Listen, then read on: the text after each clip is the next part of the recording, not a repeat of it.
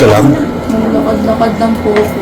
Pero madaling araw ko po yung nilalakad kasi Matapos ang ilang linggong paghahanap at pag-aalala, sa wakas ay natukoy na ang kinaroroonan ng nawawalang bride-to-be si Shera De Juan. December 29, 2025, kinumpirma ng Quezon City Police District o QCPD na si Shera ay nasa Ilocos Region. Ayon sa ulat, agad sinundo si Shera ng mga tauhan ng QCPD Police Station 5 kasama ang kanyang pamilya.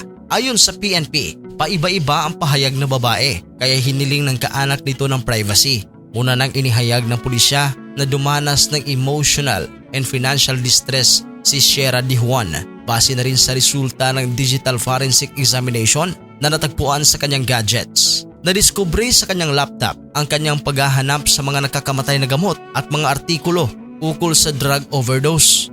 Nakatakda kasing ikasal si Shera sa kanyang fiancé na si Mark R.J. Reyes noong December 14, ngunit hapon ng December 10, napaulat siyang nawawala. Makaraang magpaalam na bibili lamang siya sa isang mall sa North Fairview na sapatos na gagamitin sa kanyang kasal.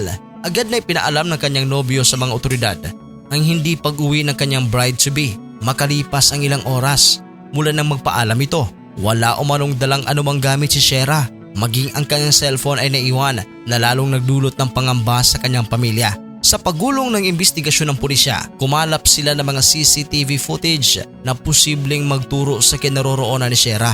Isang CCTV footage ang nakuha nila noong December 10 na nagpapakitang bandang 1:25 ng hapon ay naglalakad si Shera sa isang iskinitang malapit sa kanilang bahay. 1:29 ng hapon na makuna naman siyang tumawid papunta sa isang fast food restaurant.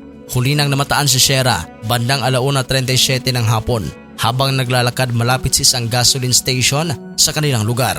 Dahil sa misteryosong pagkawala ni Shera, bumuo ang QCPD ng isang special investigation team na tututok sa kaso. Sa kanilang investigasyon, lumabas ang impormasyong may pinagdaraanang financial at emotional distress umano si Shera. Batay umano ito sa isinagawang digital forensic examination sa cellphone na naiwan ng dalaga. Ayon sa mga otoridad, lumabas sa chat history ni Shera na siya ay problemado sa gastusin para sa pagpapagamot ng kanyang ama at sa mga gastusin sa kasal. Bagay na mariin namang itinanggi ng kanyang pamilya, partikular ng kanyang ama at fiancé. Anong reaksyon ninyo dito sa pagkawala ng bride-to-be? Totoo ba na emotional and financial distress itong si Shera De Juan? I-comment niyo sa ating comment section. At sa mga hindi pa nakapag-subscribe, mag-subscribe na sa ating channel.